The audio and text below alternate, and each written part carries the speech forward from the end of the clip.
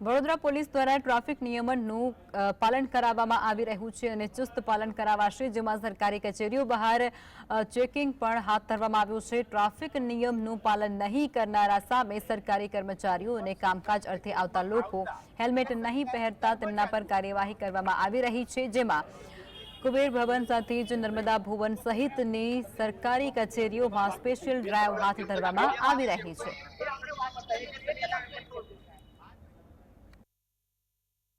आदेश अनुसार मेहरबान डीसीपी और एसीपी साहेबनाओए तमाम सरकारी कचेरीओ पर आज पॉइंट फाळवेल छे, जेमां सरकारी कचेरी में आवनार सरकारी कर्मचारीओ तेमज सरकारी कामकाजे आवता होय ते तमाम कर्मचारीओने हेल्मेट पहेरवुं फरजियात होय। हेल्मेट ड्राइव राखेलो होय अमे हेल्मेट माटे ई मेमां आज आपेल छे।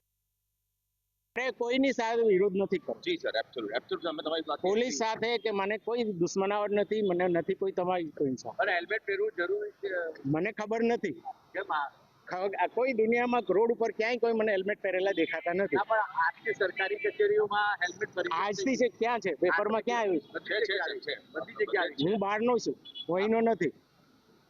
આપ એનઆરઆઈ છો? એ હવે પ્રશ્ન મારે જવાબ આપવાની જરૂર નથી। બહારના છો એટલે બહારનો મતલબ વડોદરા બહારનો પણ હોઈ શકું, પણ આખા ગુજરાતમાં ડ્રાઈવ છે સર। ગમે તે હોય પણ મેં સાંભળ્યું નથી।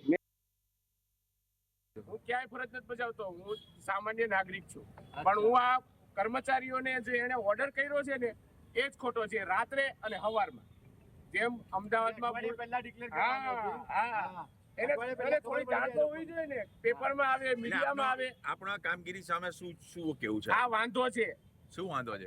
આ વાંધો છે, રાત્રે કોઈ સવારે હેલ્મેટ પહેરીને આવે એવું ના ચાલે, બધાને ખબર હોય। આ ભારત દેશ